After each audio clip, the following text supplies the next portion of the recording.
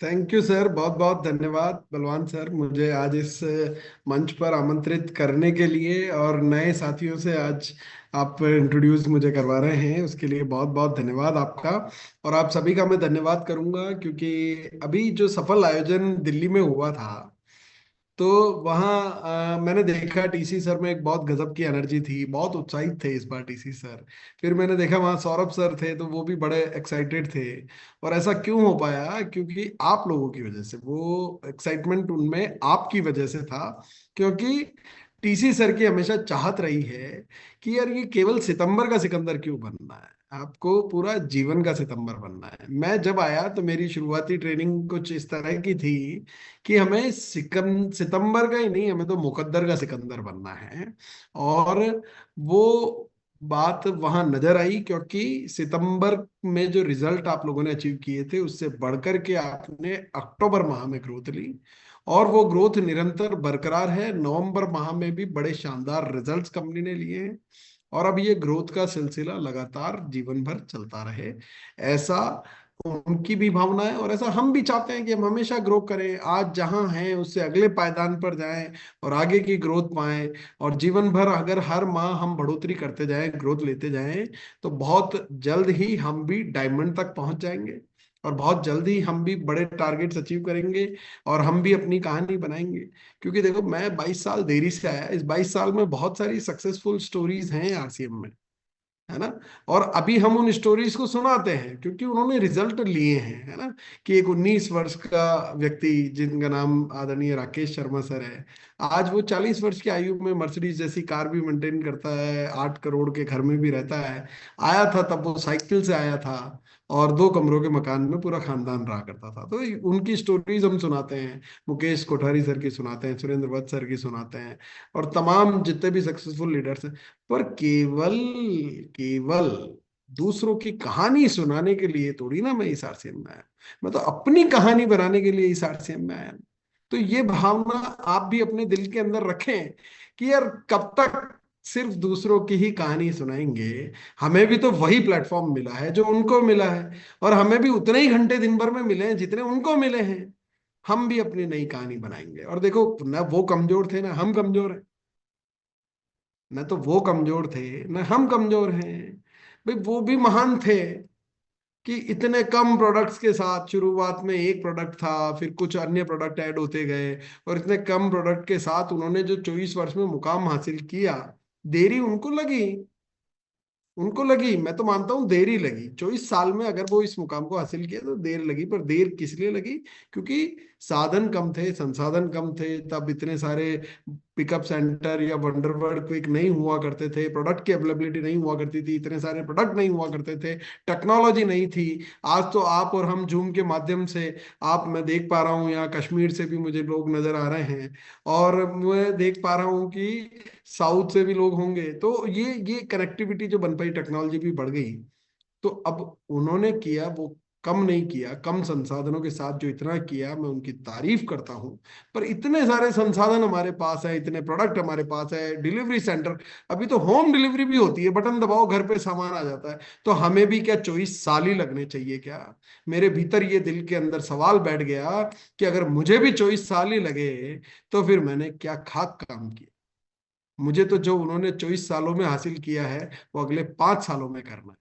और मुझे अभी मात्र 2 साल का एक्टिव समय हुआ है इस आरसी में, 2 साल पूरे नहीं हुए हैं अभी, 2 साल अब पूरे होंगे मुझे इस आरसी में।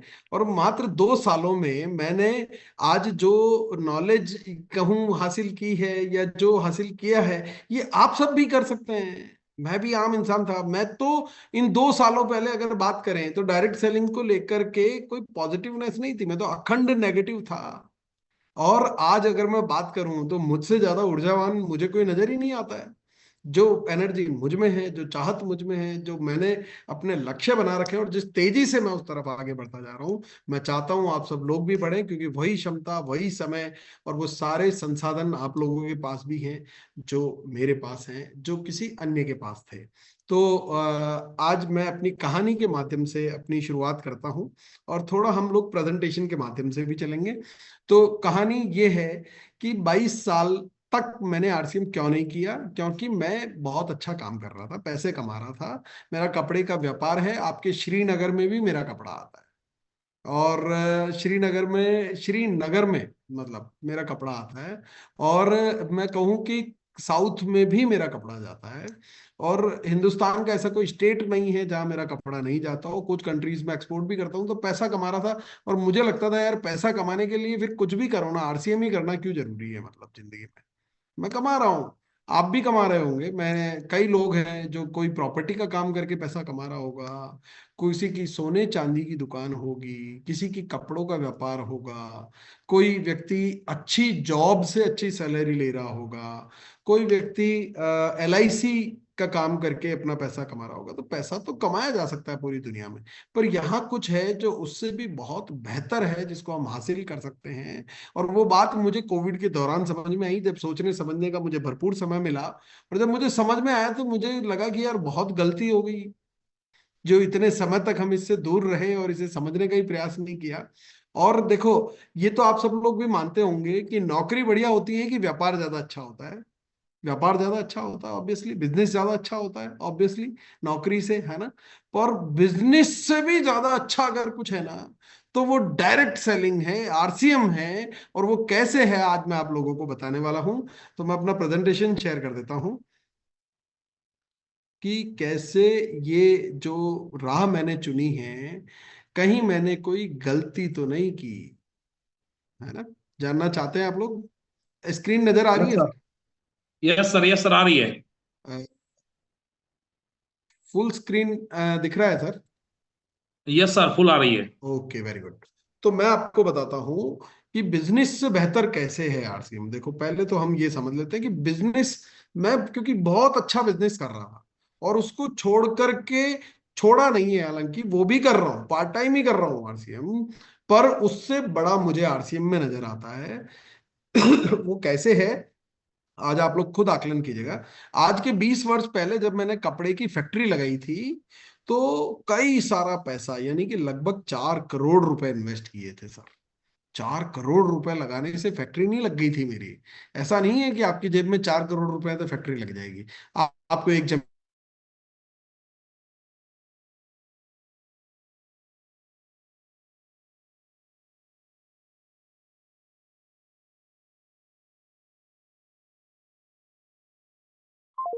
कराना पड़ेगा। हमारी हुकूमत हमसे ये कहती है, हमारी सरकार हमसे ये कहती है, और कि 10 तारीख को जीएसटी का रिटर्न जमा कराना पड़ेगा, 14 तारीख को आपको ईएसआई का रिटर्न जमा कराना पड़ेगा, और 20 तारीख को GSTR 3B का रिटर्न, ये हर महीने करना पड़ेगा, है ना? और फिर हर क्वार्टर यानी कि हर 3 महीने में टीडीएस का रिटर्न भी जमा कराना पड़ेगा, जीएसटी का रिटर्न भी फिर से जमा कराना पड़ेगा। फिर साल के अंत में इनकम टैक्स रिटर्न भरना पड़ेगा। और फिर कई सारे डिपार्टमेंट हमारे ऊपर लगा दिए जाते हैं, जैसे कि labour department, pollution department, electricity department, industrial department, और ऐसे तमाम डिपार्टमेंट हमारे ऊपर आ जाते हैं, जो समय समय पर हमें बाध्य करते हैं कि उनकी नॉर्म्स को हम फॉलो करें।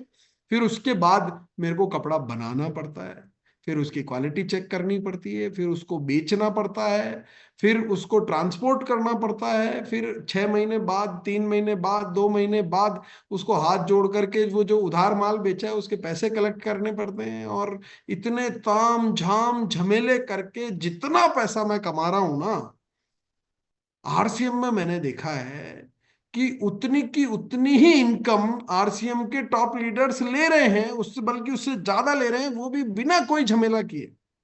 कोई ऑफिस नहीं खोलना, कोई फैक्ट्री नहीं लगानी, कोई रिटर्न नहीं भरने, कोई स्टाफ नहीं रखना, कोई बिजली का कनेक्शन नहीं लेना, किसी डिपार्टमेंट को कोई जवाबदारी नहीं देनी, कुछ नहीं करना, अपनी मौज से काम करते हैं। जिस दिन इच्छा हुई उस दिन काम करते हैं, जितनी इच्छा हुई उतना काम करते हैं, और मुझसे ज्यादा इनकम वो लोग ले रहे हैं।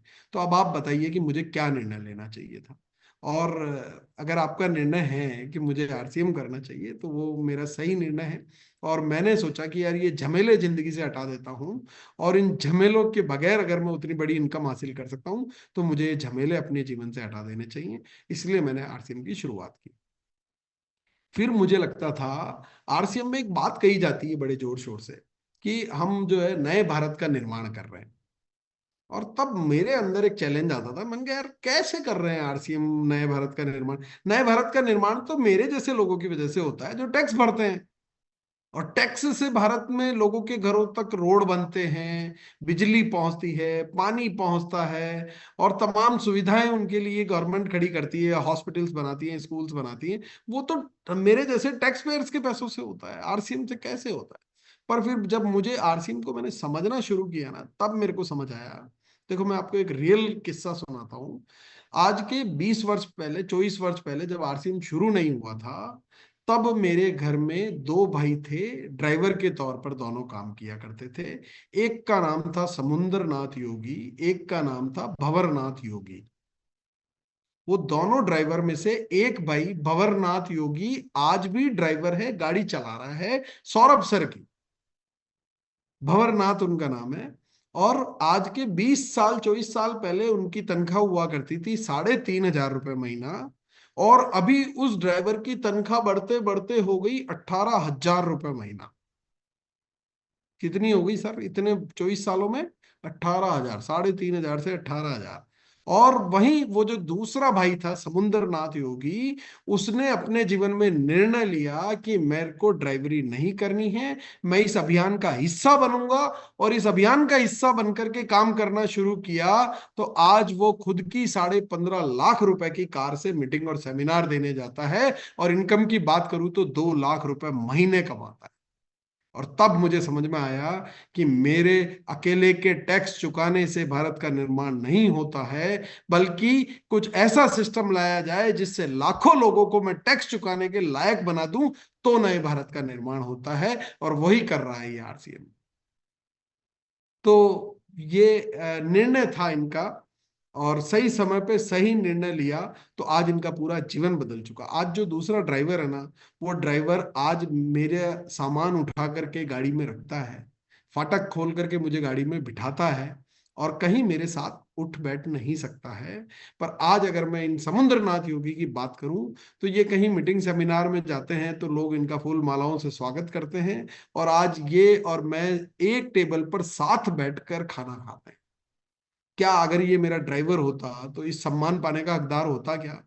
नहीं ना।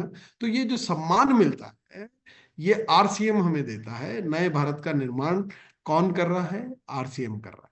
अब अगर हम बात करते हैं कि बिजनेस करने के लिए बहुत सारा धन चाहिए होता है, बिना धन के व्यापार नहीं हो सकता, और जितना बड़ा व्यापार करना है उतना बड़ा धन आपको लगाना पड़ेगा। जितनी बड़ी फैक्ट्री लगानी, आज मान लो मैं 1 लाख मीटर कपड़ा बेचता हूँ, और अगर मुझे 2 लाख मीटर कपड़ा बेचना है तो मुझे और मशीन लगानी पड़ेगी। अब मुझे और मशीन लगानी पड़ेगी तो और पैसा चाहिए। और पैसा चाहिए तो या तो किसी बैंक में लोन की फाइल लगाऊंगा, या कुछ गिरवी रख दूंगा, या किसी से उधार मांग करके लाऊंगा। पर पैसा तो लगाना पड़ेगा, बिना पैसे के नहीं होगा, है ना। और मैंने वही देखा, इस आरसीएम में जितने भी लोग बड़े बने, अब मुझे ये समझ आता था कि मैं बिजनेसमैन था, तो बिजनेस माइंड मेरा ये कहता है कि यार बिना इन्वेस्टमेंट के व्यापार हो ही नहीं सकता। अब आरसीएम में क्या इन्वेस्टमेंट लगता है? क्या एक भी रुपया आपसे लिया गया आज दिन तक इन्वेस्टमेंट के नाम पर, कि आपको लाख रुपए लगाने होंगे, 5 लाख रुपए लगाने होंगे, 10 लाख रुपए लगाने होंगे? बिना एक रुपए के इन्वेस्टमेंट के लोग इतनी बड़ी बड़ी इनकम हासिल कर रहे हैं, तो क्या इन्वेस्ट किया उन लोगों ने? कुछ तो इन्वेस्ट किया। जानना चाहते हैं क्या इन्वेस्ट किया? आपको भी वो इन्वेस्ट करना पड़ेगा, नहीं तो आप भी बड़े नहीं बन पाएंगे उनकी तरह। और वो इन्वेस्ट किया उन्होंने अपना मन। अगर आपका मन है, आपका मन है कि आपका जीवन बदलना चाहिए, आपका मन है कि बड़ा घर, बड़ा बंगला, बड़ी गाड़ी, विदेश की यात्राएं, आईफोन और इस तरह की तमाम चीजें हमारे पास भी हों, अगर आपका मन है, तो उस मन को इस आरसीएम में इन्वेस्ट कर दें और मन लगा करके काम कर लें। वो तमाम चीजें आप भी हासिल कर सकते हैं। कुछ तस्वीरें मैं आज आप लोगों को दिखाना चाहता हूं। ये तस्वीर है, ये तस्वीर को गौर से देखें। ये हमारे मुकेश कोठारी सर हैं, जिन्हें आरसीएम का अमिताभ बच्चन भी कहते हैं लोग, और इस आरसीएम के पहले करोड़पति ये बने। और इन मुकेश कोठारी सर की ये तस्वीर गौर से देख लें। धन नहीं था इनके पास लगा, धन नहीं था। इसी भीलवाड़ा शहर के रहने वाले हैं, और जिस कपड़े की फैक्ट्री का मैं मालिक हूं, ऐसे कपड़े की फैक्ट्री में ये जॉब किया करते थे। नौकरी किया करते थे। 750 रुपये महीने से इन्होंने नौकरी करना शुरू किया। जब आरसीएम की शुरुआत की तो लगभग 7-8 हजार रुपये महीना इनकी पगार हुआ करती थी। तो धन नहीं था इनके पास लगाने को, पर मन था जिंदगी बदलने का। मन लगा करके काम किया, तो आज उसी भीलवाड़ा शहर में ये 25 करोड़ के मकान में रहते हैं। और आपको एक आश्चर्य होगा कि ये अगर उसी फैक्ट्री में काम करते रहते तो आज क्या होता। मैं उस फैक्ट्री में जाकर के आया और मैंने पूछा कि आपके यहाँ पे अभी हाईएस्ट सैलरी आप कितनी देते हैं। बोले सर 65 हजार रुपये देते हैं। अगर मान लो उसी फैक्ट्री में काम करके ये टॉप लेवल पे पहुंच भी जाते, मैनेजर भी बन जाते, तो 65 हजार रुपये महीने की इनकम पे होते। आज इनके बच्चों का भविष्य इन्होंने सुधार दिया। अब आप सोचें तो ये सही समय पर सही निर्णय, मन लगा करके काम करना। और मेरा आरसीएम में काम करने का एक बहुत बड़ा रीजन आदरणीय मुकेश कोठारी सर हैं। क्योंकि अभी तो क्या है, मुझे शुरुआती दौर में क्या होता था कि मुझे लगता था आरसीएम मेरे लायक काम नहीं है, ये मेंबर बनाना मेरा काम नहीं है। और मैं इस तमाम चीजों से मुझे शर्म आया करती थी और मैं नहीं करता था, है ना। फिर अभी तो ये 25 करोड़ के मकान में ही आए हैं 24 सालों में, 23 सालों में, है ना, क्योंकि लास्ट ईयर ये शिफ्ट हो गए थे। तो 23 साल में अगर इतना बड़ा इन्होंने कर लिया, तो मेरे को तो नजर आता है कि अगले 10-15 साल में इनके घर के बाहर एक प्राइवेट जेट भी खड़ा होगा यार। तो आज तो शर्म से आरसीएम ही कर रहा हूं, जिस दिन प्राइवेट जेट आकर के इनके घर के बाहर खड़ा हो जाएगा, उस दिन तो आत्महत्या करनी पड़ेगी सर, अगर आरसीएम नहीं किया तो। शर्म के मारे करनी पड़ेगी कि नहीं। तो इसलिए मैंने सही समय पर सिर्फ शुरुआत की है। और ऐसे एक नहीं अनेकों उदाहरण हैं। राकेश शर्मा सर जिनकी मैंने बात की, इस तस्वीर को गौर से देख लें। जब आरसीएम के शुरुआती दौर की ये तस्वीर थी, धन नहीं था लगाने को, पर मन था। तो मन लगा करके यहाँ काम किया, तो आज अपनी जिंदगी बदल डाली। और मैं अपना एक सपना लेकर के इस बिजनेस में आया था कि मुझे वर्ल्ड टूर करना है। वर्ल्ड टूर करने के लिए बहुत पैसा चाहिए होता है, मेरा सपना था। और मैंने जो बिजनेस किया ना, उसमें मैंने इतना पैसा कमा भी लिया कि मैं वर्ल्ड टूर पर जा सकूं। तो मैंने अपने एक दोस्त को फोन लगाया जो ट्रैवल एजेंट है। मैंने कहा यार मुझे वर्ल्ड टूर पे जाना है, मुझे आप बताइए कि क्या करना होगा। उसने कहा सर इसके लिए आपको लगभग 1 करोड़ रुपए का खर्च आएगा। मैंने कहा दे देंगे, कोई दिक्कत नहीं है, पैसा कमा लिया। फिर उसने कहा कि सर इसके लिए आपको कुछ कंट्रीज का वीजा लेना पड़ेगा। मैंने कहा वो भी मिल जाएगा, कोई दिक्कत नहीं है। फिर उसने कहा कि इसमें आपको लगभग 1.5 से 1.5 साल का समय लगने वाला है। मन का रहने दे, मैं नहीं जा सकता, मेरा प्रोग्राम कैंसिल है। तो वो पीछे पड़ गया मेरे। सर क्यों कैंसिल कर रहे हैं, क्योंकि उसका तो 1 करोड़ का कस्टमर ग्राहक जा रहा था। तो उसने कहा सर क्यों, मैं आपको कुछ कंसेशन कर देता हूँ, कुछ इसमें कम कर देता हूँ, आप कर लें। मैंने कहा यार रुपए की दिक्कत नहीं है, ये साला 1.5 साल अगर मैं बाहर घूमने चला गया, तो मेरी फैक्ट्री को तेरा बाप संभालेगा क्या। मेरी फैक्ट्री के तो ताले लग जाएंगे।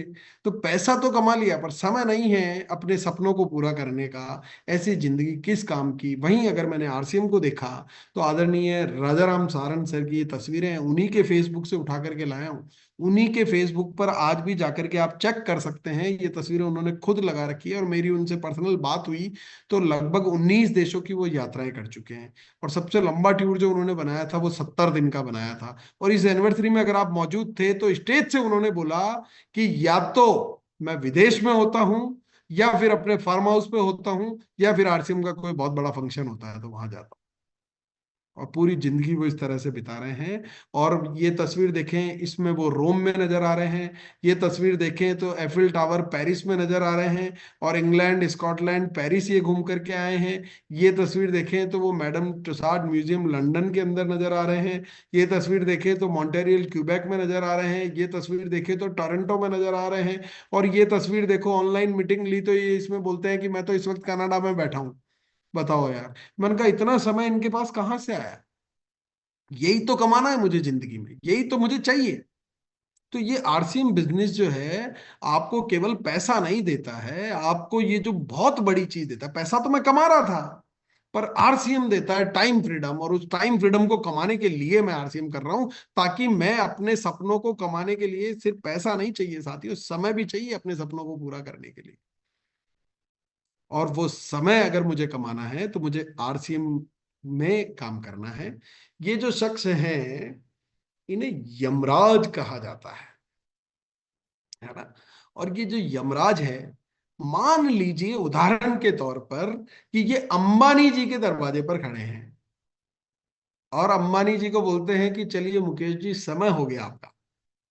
और अंबानी जी उसे कहते हैं कि यार रुक, ठहर, तेरे को कितना पैसा चाहिए उतना ले ले, मेरे को केवल 10 मिनट दे दे, मुझे आकाश और अनंत का बंटवारा कर करके आना है, 10 मिनट का समय दे दे। तो क्या यमराज देगा उनको? अपनी पूरी दौलत दे करके जिस समय को अंबानी नहीं खरीद सकता, वो समय कमाने के लिए आप आरसीएम कर सकते हैं। ये है इसकी वैल्यू। और दूसरी बड़ी चीज जो मैं कमाने आया हूं, देखो, टाइम फ्रीडम है ना, ये होता है टाइम का वैल्यू। और वो टाइम कमाने के लिए मैं ये कर रहा हूं। अब दूसरी बात होती है कि सिक्योरिटी। मैं पैसा कमाता किस लिए हूं? क्योंकि मेरे को तो चलो अपना जीवन अच्छा जीना ही है, पर मेरे बच्चों के लिए भी मैं कुछ अच्छा कर जाऊं। मेरे बच्चों के लिए कुछ प्लॉट, कुछ उनके लिए गाड़ी बंगला, धन दौलत शौहरत उनको भी मिले, ऐसा मैं करके जाऊं। अगर मैं आज आप लोगों से बात करता हूं कि आपकी अगली 7 पीढ़ी बैठे बैठे खाए, तो बलवान सर मुझे बताओ कितना पैसा चाहिए आप? 7 पीढ़ियां बैठे बैठे खाए, कितना पैसा दे दें? सर अरबों खरबों रुपए चाहिए। हाँ जी, अरबों अरबों खरबों। खरबों रुपए चाहिए सर। कितना चाहिए फिर भी अंदाजा करो, 100 करोड़, 200 करोड़, 500 करोड़, 1000 करोड़, 5000 करोड़, बोलो तो सही आप। मैं कौन सा दे रहा हूँ, बोल दो। घबरा क्यों रहे हो? करोड़ चाहिए सर। है पांच ना? सौ करोड़ चाहिए सर, 500 करोड़ से 500। ज्यादा। चलिए, मैं आपको कहता हूं कि मैं आपको 7,000 करोड़ रुपए देता हूं। कितने? 7,000 करोड़। हर पीढ़ी के लिए 1,000 करोड़। क्या इतना काफी है? इतने में तो 7 पीढ़ियां बैठे बैठे खाएगी कि नहीं खाएगी? बिल्कुल सर। पक्की बात है ना? वो तो अब उनकी अगर मैं लाइफस्टाइल बात पे भी करूं, डिपेंड करता है सर। अब मैं आपको बताता हूं। ये शख्स हैं धीरू भाई अंबानी, और इनके 2 बेटे,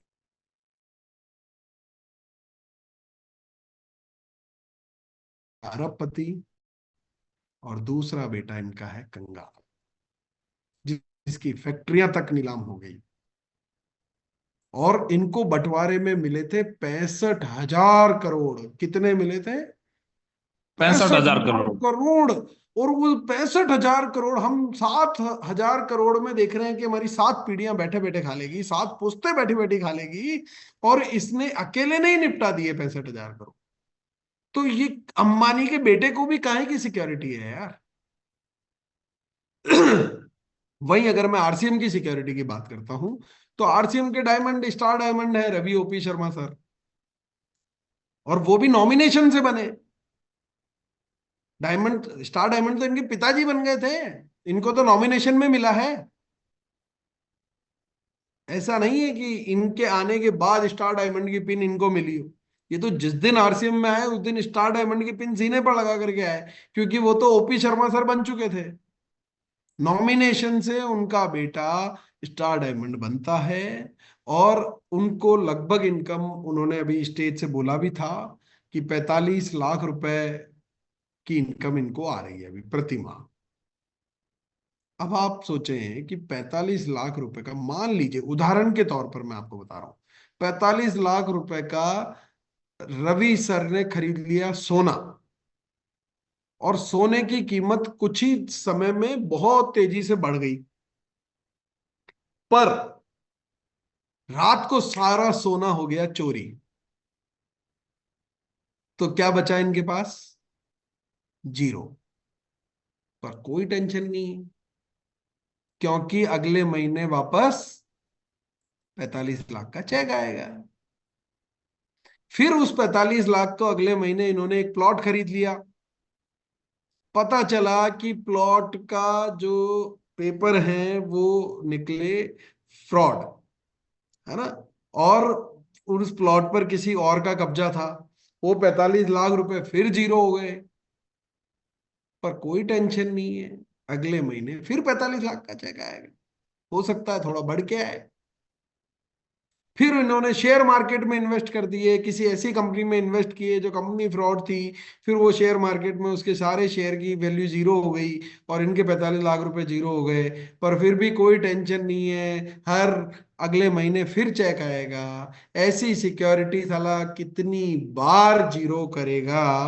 हर महीने तेरे चेक आता जाए, आता जाए, आता जाए। ऐसी सिक्योरिटी मैं अपने बच्चों को देकर के जाना चाहता हूं, और इसके लिए मैं आरसीएम करता हूं।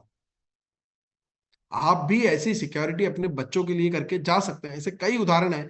आपने इस एनिवर्सरी पर शुभा मैडम को स्टेज पर देखा होगा। उस शुभा मैडम के हस्बैंड आज इस दुनिया में नहीं है, रत्नेश जैन सर। पर उनके परिवार के पास, चूंकि वो इस सिस्टम के रूबी थे, तो इस सिस्टम, आज उन सफायर थे इस सिस्टम, नहीं शायद रूबी। तो उनको 5 लाख रुपए महीने जैसी इनकम आती है। आज अगर मैं बात करूं पीबी सिंह जी, जो एक हिंदुस्तान की बेस्ट कॉलेज के अंदर प्रिंसिपल हुआ करते थे, डीपीएस स्कूल के अंदर। और उस डीपीएस स्कूल से उनके बच्चों को कुछ नहीं मिलता है, पर चूंकि वो आरसीएम के रूबी स्टार थे, तो उनके बच्चों को 7-8 लाख रुपए महीने हर महीना आरसीएम से आज भी मिलता है। तो आप भी आज क्लियर करें कि यार आपका आरसीएम अभियान से जुड़ने का उद्देश्य क्या है। देखो, अगर मैं बात करूं कि मैंने कोई टिकट बनाया, मुझे दिल्ली आना था, तो मैंने रेलवे का एक टिकट बनाया उदयपुर से दिल्ली आने का। अब मैंने अगर उदयपुर से दिल्ली आने का टिकट, कंफर्म टिकट मेरे पास है, और मान लीजिए रास्ते में नरेंद्र मोदी भी आ जाए, तो क्या मुझे सीट से उठा सकता है क्या? मान लीजिए कोई भी शख्स आ जाए, रेलवे मंत्री आ जाए, तो क्या मुझे मेरी सीट से उठा सकता है क्या, अगर मेरे पास कंफर्म टिकट है तो? नहीं उठा सकता ना। और मैं अगर बात करूं, उदयपुर से दिल्ली जाना हो तो रास्ते में कुल 23 स्टॉपेज आते हैं। कितने आते हैं? 23 आते हैं। अब मान लीजिए बीच के किसी स्टॉपेज पर मैं रुक जाता हूं, या मैं उतर जाता हूं और दिल्ली नहीं पहुंचता हूं, तो इसमें रेलवे की कोई गलती है क्या? रेलवे ने तो दिल्ली तक का टिकट दिया ना मुझे, मैं दिल्ली तक जा सकता हूं। अब बीच के किसी स्टेशन पे मैं ठहर जाऊं या रुक जाऊं, तो इसमें रेलवे डिपार्टमेंट की क्या गलती है? कुछ भी नहीं है ना। किसकी गलती है? हमारी गलती है। ठीक उसी प्रकार से जिस दिन आप आरसीएम को साइन करते हैं, जिस दिन ये एसोसिएट बायर आईडी आपको मिलती है, जिस दिन वो आईडी आपको मिलती है, वो टिकट है डायमंड तक की यात्रा करने। और वो डायमंड तक की यात्रा में आप बीच के किसी पायदान पर ठहर जाते हैं या रुक जाते हैं, तो इसमें आरसीएम अभियान की कोई गलती नहीं है। और मैं ऑलरेडी अगर बात करूं, तो कोई 8वीं सीढ़ी पर होगा, कोई 10वीं सीढ़ी पर होगा। कुल 21 सीढ़ियां हैं छत पर जाने की। कुछ कुल 21 सीढ़ियां हैं स्टार डायमंड की पिन पाने की। और बस वो निरंतर हमें आगे बढ़ते जाना है, ठहरना नहीं है, लगातार ग्रोथ करती रहनी है। और बस ग्रोथ को अपने जीवन का लक्ष्य बना ले, हर महीने ग्रोथ करें। हर महीने पिन बदलना मुश्किल हो सकता है, पर हर महीने ग्रोथ करना बिल्कुल आसान है। वो हर संभव प्रयास आप कर सकते हैं, और इस प्रकार से आप स्टार डायमंड तक आसानी से जा सकते हैं। और देखो, सबसे बड़ा काम क्या होता है? नेटवर्क। ये जो नेटवर्क बिजनेस है ना, इसका नाम ही नेटवर्क, यानी कि जाल बिछाने का काम, यानी कि अपनी संख्या बढ़ाने का काम। और ये संख्या बढ़ाने का काम है ना, ये इसमें थोड़ा सा पेशेंस रखना होता है। शतरंज देखा है आप लोगों ने? शतरंज, तो शतरंज का जो बोर्ड होता है ना, एक आपको मैं कभी करके देखना आप अपने घर में। आज आपके घर में अगर शतरंज का बोर्ड हो और चावल के दाने हो, तो पहले शतरंज का जो पहला खाना है ना, उसमें एक चावल रखना, फिर अगले में उसके डबल 2 रखना, फिर उसके अगले में डबल 4 रखना, फिर उसके अगले के डबल 8 रखना। और ऐसे करते करते आप जब शतरंज के अंतिम खाने तक पहुंचेंगे, तो न जाने कितनी हजारों बोरियां चावल भी कम पड़ जाएगी। तो ये थोड़ा सा धैर्य का काम है। देखिए, इस सृष्टि की जब शुरुआत हुई थी, तो कहते हैं कि 2 लोग थे जिन्हें आदम और हव्वा का नाम दिया जाता है, और एडम और ईव भी कहते हैं। तो आदम हव्वा 2 जनों से मिलकर इस सृष्टि की शुरुआत हुई। मैं कितना जानता हूं? मैं तो इतना जानता हूं कि मेरे दादा दादी थे, फिर उनके बाद मेरे माता पिता चाचा चाची आए, फिर उनके बाद हम लोग आए, और इस तरीके से आज मुझे लगता है कि यार हमारा जो परिवार है, टोटल छाबड़ा फैमिली की मैं बात करूं, तो लगभग 45 मेंबर्स का वो परिवार। अरे 45 मेंबर्स नहीं, आदम और ईव से शुरुआत जहां की हुई है, उस आदम और ईव से होते होते आज लगभग पूरे विश्व में मैं बात करूं तो 820 करोड़ की संख्या है। समय लगता है। मुझे ये गेम पहले ही दिन समझ में आ गया कि ये नंबर्स का गेम है, और नंबर्स बड़े होने पर थोड़ा समय लगता है, थोड़ा धीरज रखना पड़ता है। ये लंबे समय का खेल है। ये कोई शॉर्ट टर्म गेम नहीं है कि 4-6 महीने साल भर में मैं कुछ बहुत बड़ा हासिल कर लूंगा। पर हाँ, अब बहुत बड़ा हासिल जरूर करूंगा। थोड़ा सा मुझे धीरज रखना होगा, पेशेंस रखना होगा, और अपनी क्षमता को बढ़ाना होगा, अपने आप को टैलेंटेड बनाना होगा। पर केवल ये ध्यान रखना कि केवल टैलेंट होने से सब कुछ नहीं हो जाता है। टैलेंट होने से सब कुछ नहीं होता, मेहनत ही है जो अल्टीमेटली आपको आगे बढ़ाएगी। क्योंकि अगर मैं बात करूं अमिताभ बच्चन सर की, तो अमिताभ बच्चन सर टैलेंटेड हैं, पर आज भी 80 वर्ष की आयु में भी वो काम कर रहे हैं। इसलिए हर दूसरे एड फिल्म में वो नजर आते हैं, हर शो में वो नजर आते हैं। और आज जीती जगती चलती फिरती लाइव 2000 करोड़ रुपए से ज्यादा की इंडस्ट्री वो अपने आप में है सालाना। और क्योंकि मेहनत कर रहे हैं। अब ऐसा नहीं है कि उनके दौर के जितने भी हीरो हुए उनमें टैलेंट नहीं था, पर उन्होंने मेहनत ही नहीं की। अब मेहनत नहीं कर रहे हैं, मेहनत करना बंद कर दिया। तो जहां आज अगर मैं बात करूं तो बीसी सर टैलेंट है, पर मेहनत आज तक जारी है। इसलिए आरसीएम निरंतर ग्रोथ कर रहा है। तो मेहनत का कोई जीवन में दूसरा विकल्प नहीं होता है। देखो, मैं अगर बात करूं तो गलत तरीके से काम करने वाले लोग भी बहुत अच्छे परिणाम क्यों ले लेते हैं? क्योंकि मेहनत करते, रिस्क उठाते हैं। है ना, मेहनत करना मतलब रिस्क उठाना, काम करना। तो वो रिस्क उठाते हैं, इसलिए इतिहास उनका भी लिखा जाता है, नाम वो भी कमा लेते हैं। और जो ये बीच के लोग हैं ना, वो ज्यादा नाम नहीं कमा पाते हैं। तो रिस्क तो जीवन में उठानी पड़ेगी, मेहनत आपको लगातार करती रहनी पड़ेगी। आपने दूध तो सभी ने देखा होगा। तो बलवान सर, क्या दूध के अंदर घी नजर आता है क्या? इस दूध में कहीं घी दिख रहा है क्या? दिखता है दूध के अंदर घी? No sir. पर निकलता घी तो दूध से ही है ना। थोड़ी मेहनत करनी पड़ती है कि नहीं? ठीक उसी प्रकार से आपने मेहंदी देखी होगी, जो हरे रंग की होती है, लाल रंग उसमें कहीं नजर नहीं आता। थोड़ी मेहनत करते हैं तो उसकी लालिमा निकल करके आती है। और उसी प्रकार से आपने कई फूलों को भी देखा होगा, शहद उनमें नजर नहीं आता, पर उनमें होता है। मेहनत करके उसे निकालना पड़ता है। ठीक उसी प्रकार से हर इंसान के भीतर कामयाबी छिपी हुई है। कामयाबी आपके भीतर छिपी हुई है, बस मेहनत से उसको बाहर निकालना है। आप निश्चित तौर पर कामयाब बनेंगे, ये मेरा वादा है। और आपको देखो, मैं एक मेरी एक हार्दिक इच्छा है कि मैं आपके हाथ पर कट लगाना चाहता हूं, एक चीरा लगाना चाहता हूं। कौन व्यक्ति है? हैंड रेस करके बता दो, मुझसे कट कौन लगवाएगा? लगवाना चाहोगे बलवान सर कट?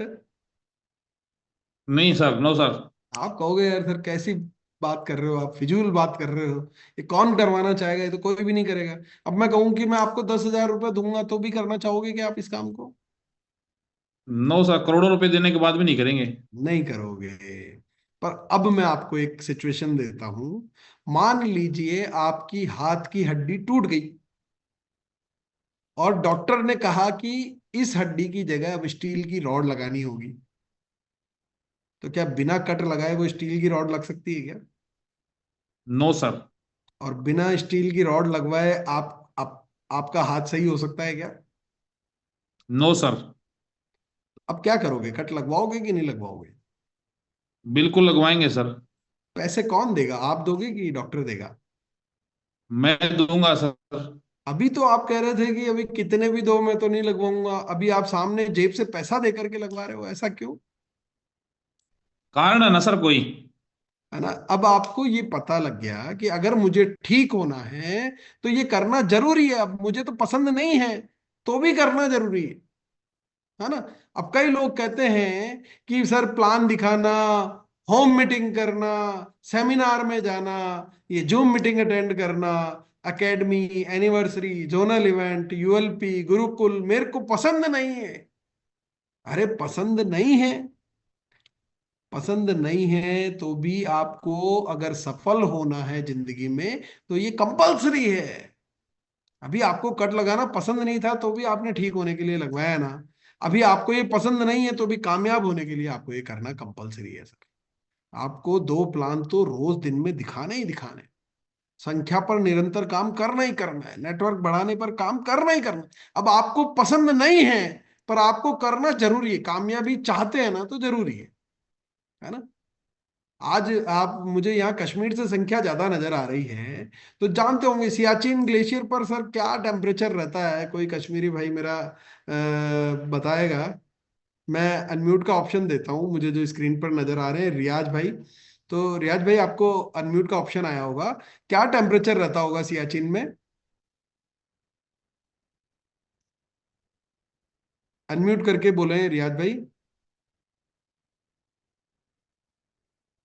कर पा रहे हैं आप अनम्यूट? अल्ताफ जी को ले लो सर, अल्ताफ जी। हाँ अल्ताफ जी सर बताइए, मैंने अनम्यूट का ऑप्शन दिया है। सर 60 डिग्री से ज्यादा होता है, 75 तक जाता है वहां से। Minus yes yes yes. -75? इसमें तो इंसान की सांसें भी जम जाती है, खून भी सर जम जाता है। अगर इंसान खांसना वहां शुरू करे और थूक बाहर फेंके और वो थूक मुंह से निकलते ही बिल्कुल बर बन जाती है। बाप रे बाप। पर सेना तो वहां खड़ी रहती है। सर मुल्क का जोश उसके रगों में होता है सर। नहीं अब ये अगर बताइए कि उसको क्या बिल्कुल। अच्छा लगता है क्या इस टेम्परेचर में रहना, नो उसको सर, अच्छा नो सर, लगता है? No sir. किसको अच्छा लगता होगा ऐसी ठंड में रहना?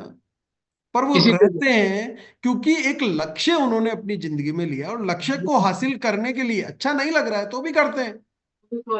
तो अगर आपने अपना लक्ष्य लिया है कि कामयाबी लेनी है, जिंदगी बदलनी है, कुछ बढ़िया हासिल करना है, तो आपको ये जो काम स्क्रीन पर नजर आ रहे हैं अच्छे नहीं लगते हैं पर आपको करना जरूरी है, बस ये समझ लें आज। तो कामयाबी के लिए अच्छा और बुरा कुछ नहीं होता है सर, अपने आप को एंटरटेनमेंट करने के लिए थोड़ी ना आरसीएम कर रहे हैं कि मुझे अच्छा लगेगा तो ही करूंगा। मैं तो कहता हूँ सर मुझे तो गुरुकुल अच्छा नहीं लगता, अरे नहीं लगता, आपको कामयाब होना है कि नहीं होना है। आप कोई लोग कहते हैं वेबिनार में सर जूम पे नहीं, सर मुझे तो फिजिकल मीटिंग अच्छी लगती है। क्यों नहीं जूम पे? जूम पे आपको आपको अगर कामयाब होना है तो आपको सारे हथियार चलाने आने चाहिए, गेम का एक एक रूल समझ में आना चाहिए, हर बात समझ आनी चाहिए, तब जाकर के आप जीवन में बड़े बनेंगे। तो याद रख लें कि अच्छा लगे या ना लगे करना जरूरी है। अब ये जो व्यक्ति है जो बहुत मोटा नजर आ रहा है, और क्या इसके मन में इच्छा नहीं होती है कि मैं कुछ ऐसा दिखूं? होती है ना। हर हर व्यक्ति जिसका वजन अधिक होता है वो सोचता है कि मैं कुछ ऐसा बन जाऊं, सोचता है कि नहीं सोचता है, या सोचता है कि मैं मोटा ही रहूं?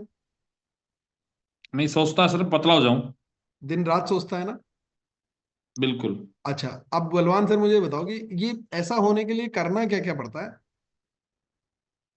उसको सुबह मॉर्निंग वॉक पे करना पड़ेगा सर, एक्सरसाइज करनी पड़ेगी, अपना व्यायाम करना पड़ेगा, योगा करना पड़ेगा, ओके वेरी गुड। तो डाइटिंग को फॉलो करना पड़ेगा। Very good very good. तो मेरे को लग रहा है इस पहली तस्वीर वाले को शायद आपको जो जानकारी है इसके पास नहीं है कि मॉर्निंग वॉक करने से, योगा करने से, व्यायाम करने से, डाइटिंग करने से मेरा वजन कम हो जाएगा।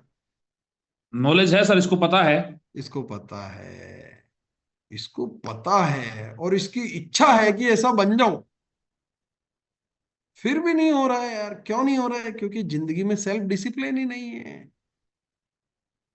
अभी तो कुछ मीठा दिख गया तो खाना है, कुछ अगर मेरे को कसरत कल से कर लेंगे यार, कौन करे मेहनत, कौन करे, कौन अपने आप को दुख में डाले। बड़ा सुख है टांग पे टांग दे करके, मोबाइल हाथ में लेकर के और एक पे एक रील आगे से आगे देखते जाए, अच्छा लग रहा है। पर किताब पढ़ने की कह दिया जाए तो अच्छा नहीं लग रहा है, मीटिंग अटेंड करने की कह दिया जाए तो अच्छा नहीं लग रहा है। बस वही सेल्फ डिसिप्लिन अगर आपकी जिंदगी में आ जाए तो डायमंड कैसे जाना है, वो सारी चीजें मुफ्त में है, किसी चीज का कोई पैसा नहीं लग रहा, ना इसका योगा करने का पैसा लग रहा है, ना कसरत करने का, ना मॉर्निंग वॉक करने का, ना डाइटिंग करने का, पैसा नहीं लग रहा। जानकारी पूरी है पर सेल्फ डिसिप्लिन नहीं है, इसलिए नहीं बन पा रहा। आपका भी डायमंड बनने के लिए जानकारी पूरी है, इच्छा दिन रात करते हो, पर सेल्फ डिसिप्लिन को अगर जीवन में नहीं अपनाओगे तो बहुत देर लगने वाली है। तो इसको समझ जाएं, जितना जल्दी समझ जाएं उतना जल्दी अपने सेल्फ डिसिप्लिन को जीवन में अपना लें।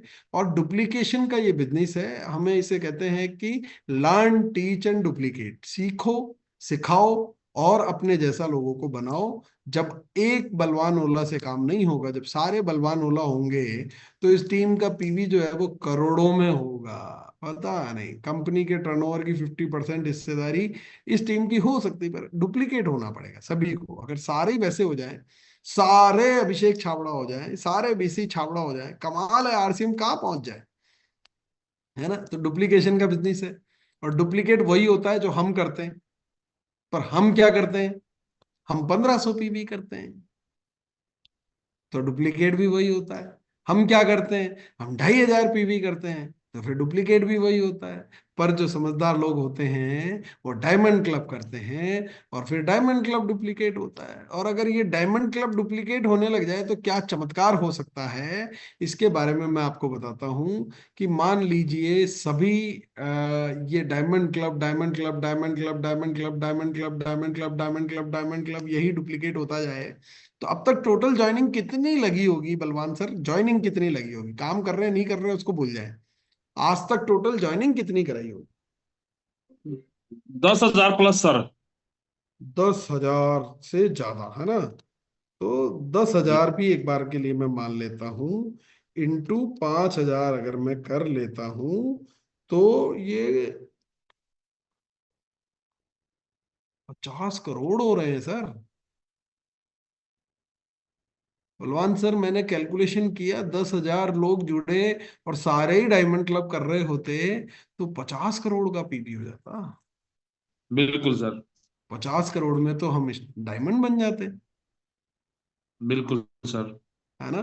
तो बस यही हमें करना है। अगर मान लीजिए कुल 4,000 लोग भी टीम में डायमंड, 5,000 डायमंड क्लब कर रहे हो ना, तो आप रूबी स्टार तो पक्का है। रूबी के लिए 2 करोड़ का बिजनेस चाहिए होता है।